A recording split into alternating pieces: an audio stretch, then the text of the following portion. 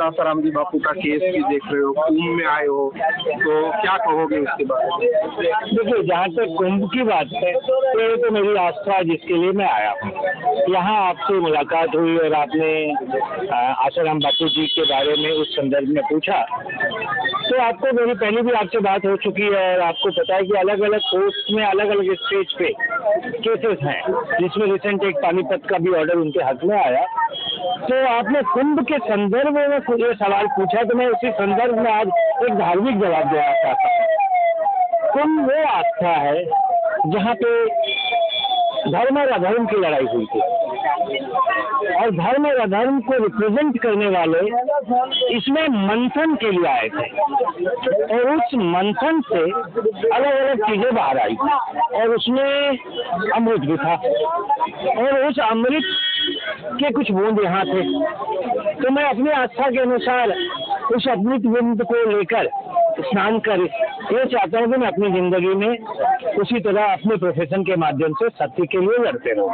ये तो मेरी अपनी इच्छा हुई। जहाँ तक बापूजी के केस के संदर्भ की बात है,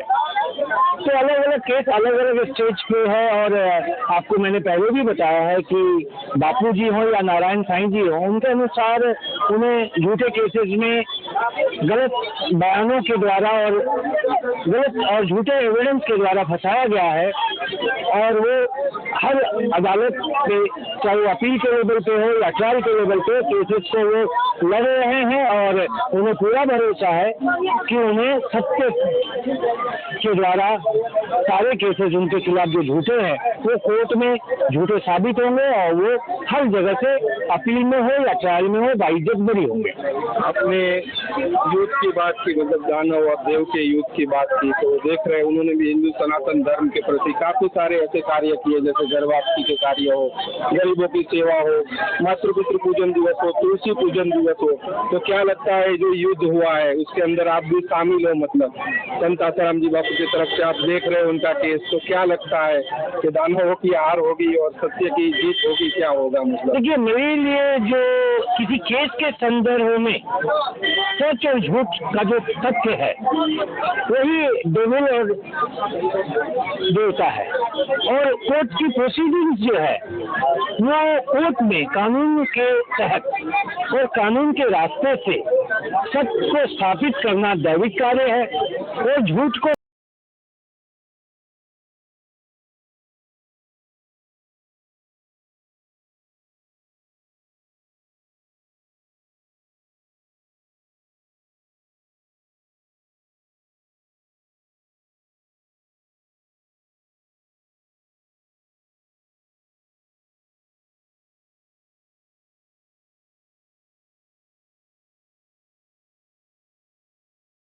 आसाराम जी बापू का केस भी देख रहे हो, कुंभ में आए हो, तो क्या कहोगे उसके बारे में?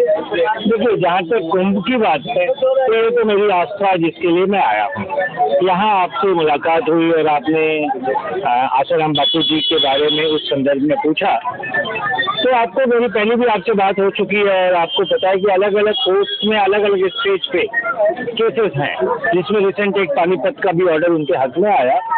तो आपने कुंभ के संदर्भ में ये सवाल पूछा, तो मैं उसी संदर्भ में आज एक धार्मिक जवाब देना चाहता हूँ। कुंभ वो आस्था है जहाँ पे धर्म और अधर्म की लड़ाई हुई थी, और धर्म और अधर्म को रिप्रेजेंट करने वाले इसमें मंथन के लिए आए थे,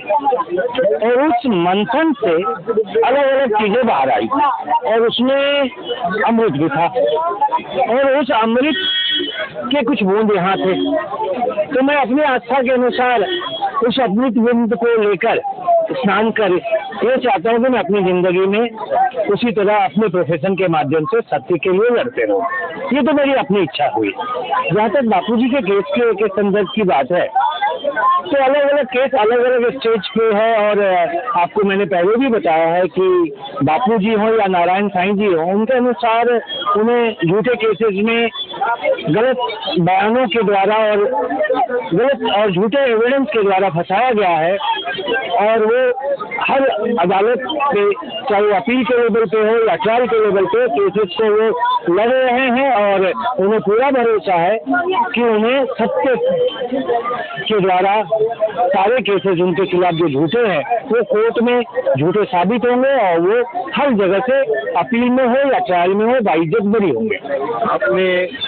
यूथ की बात की, मतलब दानव और देव के यूथ की बात की, तो देख रहे हैं उन्होंने भी हिंदू सनातन धर्म के प्रति काफी सारे ऐसे कार्य किए, जैसे गर्भवापसी के कार्य हो, गरीबों की सेवा हो, मातृपितृ पूजन दिवस हो, तुलसी पूजन दिवस हो। तो क्या लगता है जो युद्ध हुआ है उसके अंदर आप भी शामिल हो, मतलब संत आसाराम जी बापू की तरफ से आप देख रहे हो उनका केस, तो क्या लगता है कि दानवों की हार होगी और सत्य की जीत होगी, क्या होगा? मतलब देखिए, मेरे लिए जो किसी केस के संदर्भ में सच और झूठ का जो तथ्य है वही डेविल और देवता है, और कोर्ट की प्रोसीडिंग्स जो है वो कोर्ट में कानून के तहत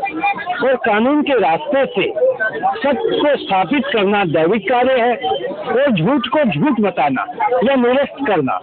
राक्षसी ताकतों को हराना है। एज ए लॉयर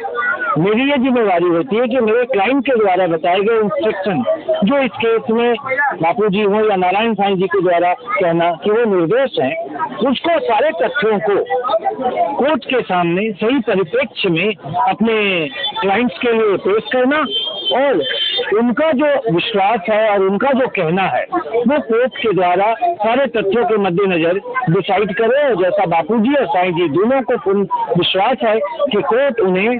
सच्चा मानते हुए और उन पर लगाए गए सारे आरोपों को झूठा मानते हुए बाइज्जत हर जिस भी स्टेज पे उनका केस है उनके हक में फैसला देगी और वो बाइज्जत दोनों बरी होंगे। सर, खून चल रहा है तो क्या लगता है देश भर के साधु संत आए हुए, तो अभी संत आसाराम जी बापू की जमानत मेडिकल ग्राउंड के बाहर से, तो क्या लगता है कि यहाँ भी आकर उनका भी टेंट लगना चाहिए, क्योंकि उन्होंने सनातन के लिए काफी कुछ कार्य किए हैं। देखिए, आपने मुझसे बड़ा मुश्किल सवाल पूछा। इस सवाल के दो हिस्से हैं, एक श्री आसाराम बापूजी से जुड़ा हुआ और दूसरा सवाल साधु संतों से जुड़ा हुआ। जहाँ तक आसाराम बापूजी से जुड़ा हुआ सवाल है तो इसमें तो कोई दो राय नहीं है कि उनकी बहुल्य संख्या में उनके जो भक्त हैं वो उन्हें संत मानते हैं, और उस मद्देनजर बापूजी को उस रूप से जो उन्हें देखते हैं उनको उस तरह से प्रचारित करना, मानना या पूजना उनकी अपनी जो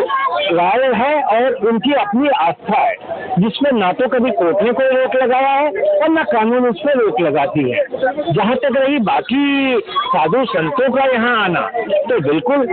मैं उसको यही कहूँगा कि बिल्कुल जितने सनातन धर्म की अच्छी चीजें हैं और वो जड़ में साधु और संतों के द्वारा ही सनातन की बातें और सनातन के जितने साहित्य, किताब, ग्रंथ, वेद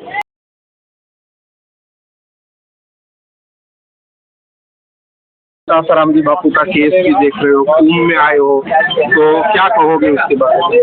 देखिए, जहाँ तक कुंभ की बात है तो ये तो मेरी आस्था जिसके लिए मैं आया हूँ। यहाँ आपसे मुलाकात हुई और आपने आसाराम बापू जी के बारे में उस संदर्भ में पूछा, तो आपको मेरी पहले भी आपसे बात हो चुकी है और आपको पता है कि अलग अलग कोर्ट्स में अलग अलग स्टेज पे केसेस हैं, जिसमें रिसेंट एक पानीपत का भी ऑर्डर उनके हक में आया। तो आपने कुंभ के संदर्भ